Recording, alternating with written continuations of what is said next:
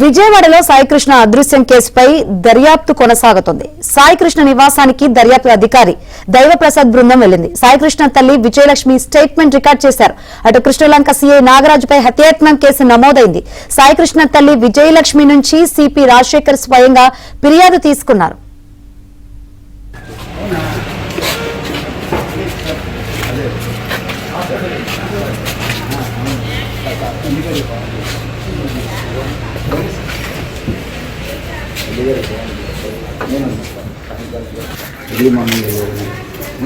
నేను మీరు అలా ఉండదు. మీరు అలా బాధలో ఉంటే అంత జరిగిన తర్వాత వెయిట్ చేయడం మా ఉద్యోగమే అది. కేసు కట్టారు, ఎఫ్ఐఆర్ ఫైల్ చేశారు. ఏసీపీ గారు స్వయంగా మన ఇంటికి వచ్చి మిమ్మల్ని పరామర్శించడానికి ఈ కేసు విషయంలో మీరు చేసిన దానికి మీతో మాట్లాడటానికి వచ్చారు. అమ్మా దర్యాప్తు బృందం వచ్చిందమ్మా.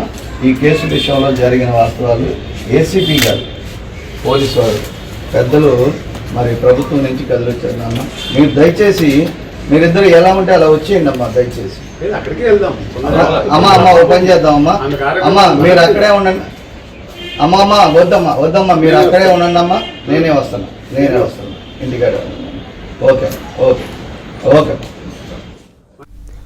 విజయవాడలో సాయికృష్ణ అదృశ్యం కేసుపై దర్యాప్తు కొనసాగుతుంది. మరిన్ని వివరాలు అందించేందుకు మా ప్రతినిధి ప్రసాద్ సిద్ధంగా ఉన్నారు. ప్రసాద్.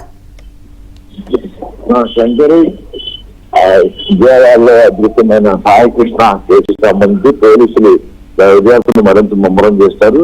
ప్రత్యేకంగా 2 బృందాలు, ఒకటి కృష్ణలంక పోలీస్ స్టేషన్ లో ఫోరెన్సిక్ బృందాలు మొత్తం సాక్ష్యాలు సేకరించేందుకు ప్రస్తుతం అక్కడ అన్ని అంశాలు పరిశీలిస్తా ఉన్నారు. మరో బృందం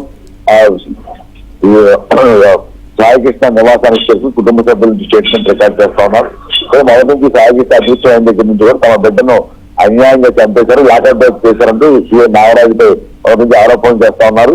అది నాగరాజు మాత్రం తాను మార్కాపురం వెళ్లి అతను తీసుకురాలేదని కూడా చెప్పుకుంటూ వస్తున్నారు. ఈ వివాదం రాజకీయ రక్షణ మారిన నేపథ్యంలో సీఎం నాగరాజు సస్పెండ్ చేస్తూ ఉత్తర్వులు జారీ చేశారు. అంతేకాకుండా దీనిపై పూర్తిగా విచారణ చేసి నివేదిక ఇవ్వాలంటూ నరసింహ కిషోర్ను ఆ విచారణ అయితే డీజీపీ నియమించారు. ఈ పరిణామాల నేపథ్యంలో ఈ రోజు మొత్తం ఇటు ఇంటి దగ్గర కృష్ణా పోలీస్ స్టేషన్ లో కూడా 2 బృందాలు విచారణ చేస్తా ఉన్నాయి. ఇది దర్యాప్తు పూర్తయిన తర్వాత ఆ నివేదికలను ప్రభుత్వానికి అందజేస్తున్నారు. మరోవైపు నరసింహ కిషోర్ ఇంకా విచారణ ప్రారంభించలేదు. ఆయన కూడా మొత్తం పోలీస్ స్టేషన్ లో ఏం జరిగింది, అప్పుడు ఎవరో డ్యూటీలో ఉన్నారు, నిజంగా ఆయన తీసుకొచ్చి లేకపోతే నిర్వహించారా లేదా అన్ని కోణాల్లో కూడా విచారణ చేసి మరో నివేదికను కూడా డీజీపీకి అందజేస్తున్నారు. ఈ నివేదికలు అన్ని అందిన తర్వాత సాంకేతికంగా సాక్ష్యాలు అన్ని సేకరించిన తర్వాత ఆ చర్యలు తీసుకునే అవకాశం ఉంది. మరోవైపు నాగరాజుపై నిన్న హత్యాయత్నం కేసు కూడా నమోదు చేశారు. దీంతో ప్రస్తుతం ఆయన సస్పెండ్ కొనసాగుతున్న నేపథ్యంలో ఈ రోజు రేపు పోలీస్ స్టేషన్ లో కానీ కోర్టులో కానీ లొంగిపోయే అవకాశాలు ఉన్నాయని కూడా చెప్తా ఉన్నారు. మరోవైపు ఈ కేసుకు సంబంధించి రాజకీయంగా వైసీపీ కుల చుట్టూ పెట్టే ప్రయత్నం చేస్తున్న నేపథ్యంలో ఇందులో ఎటువంటి కులాలకు కానీ రాజకీయ పార్టీకి కానీ ఎటువంటి సంబంధం లేదు. కేవలం తమ బిడ్డలను కోల్పోయిన బాధలో తాము అందరి మద్దతు కోరుకుంటున్నామంటూ కుటుంబ సభ్యులు కూడా ఈరోజు అధికారికంగా ప్రకటన చేశారు. ఎక్కడికైతే విచారణ పూర్తి అయ్యే వరకు కూడా తాము ఎటువంటి అధికారులు ప్రకటన చేయలేమని పోలీసులు అయితే చెప్తా ఉన్నారు. మనం సాగిత నివాసానికి కూడా వెళ్ళి వచ్చిన ఏసీపీ బృందాన్ని కూడా మనం మీడియా ప్రతినిధులు అడిగిన నేపథ్యంలో ప్రస్తుతం విచారణ మధ్య ఉన్న నేపథ్యంలో విచారణ అయిన తర్వాత నివేదిక ప్రభుత్వానికి అందిస్తాము, అధికారికంగా ప్రకటన చేయలేమని వాళ్ళు స్పష్టం చేశారు.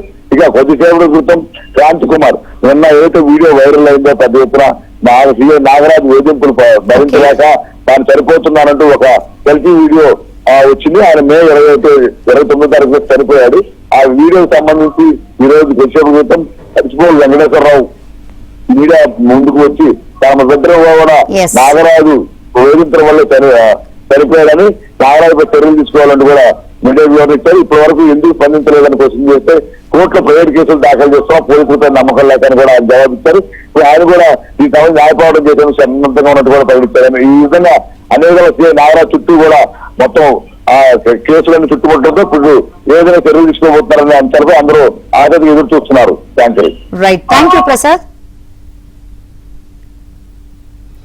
విజయవాడలోని కృష్ణలంక పోలీస్ స్టేషన్లో జరిగిన 2 ఘటనలపై ఎన్హెచ్ఆర్సీకి ఫిర్యాదు చేస్తామని వైసీపీ ఎంపీ వైవి సుబ్బారెడ్డి తెలిపారు. సాయి కృష్ణను పోలీసులు చంపేసి మృతదేహాన్ని కూడా కాల్చేశారని ఆయన ఆరోపించారు. మనిషి లేకున్నా ఈ నెల 29లోగా కోర్టులో ప్రవేశపెడతామని పోలీసులు కోర్టుకు చెప్పడం హాస్యాస్పదంగా ఉందన్నారు వైవి సుబ్బారెడ్డి. కృష్ణలంకలో ఇష్యూ ఎందుకు బయటకు వచ్చిందంటే ఈ ఘటన జరిగి గత నెలలో 2 ఘటనలు జరిగినాయి ఇట్లాంటి. ఇంకొక దళిత యువకుడు కూడా ఇదే విధంగా జైల్లో హరాస్మెంట్ పెడితే ఆ కుర్రోడు కూడా సూసైడ్ చేసుకుని చనిపోవడం జరిగింది. క్రాంతి కుమార్. ఈ అబ్బాయి అయితే సాయి కృష్ణ అయితే ఏదో కేసులు ఉన్నాయంటే రౌడీ షీటర్గా ఏదో ఉన్నాడు, fine, what ever it is. నేరస్తులు అయితే శిక్షించాల్సిందే కాదంటే, కానీ చంపేసి బాడీ కూడా కాల్చేసే పరిస్థితి రాష్ట్రంలో ఈరోజు పాలన జరుగుతుందంటే ఏ విధంగా పైశాచికంగా ఉంది ఆంధ్రప్రదేశ్ ప్రభుత్వం అనేది ఒకసారి ప్రజలందరూ కూడా గమనించుకోవాలి. సీఏ సస్పెండ్ చేస్తే సరిపోయిందా? ప్రాణాలు తిరిగి వస్తాయా? 2 ప్రాణాలు తిరిగి వస్తాయా? ఆ తల్లికి సమాధానం చెప్పండి మీరే. అన్నిటికన్నా ఘోరం ఏంటంటే బాడీ లేదు, మనిషి లేడు, ఏం లేరు. కోర్టులో వాళ్ళ పేరెంట్స్ పిటిషన్ ఇస్తే 29వ తారీఖు లోపల కోర్టు ప్రొడ్యూస్ చేస్తామని కోర్టులో చెప్పడం జరిగింది.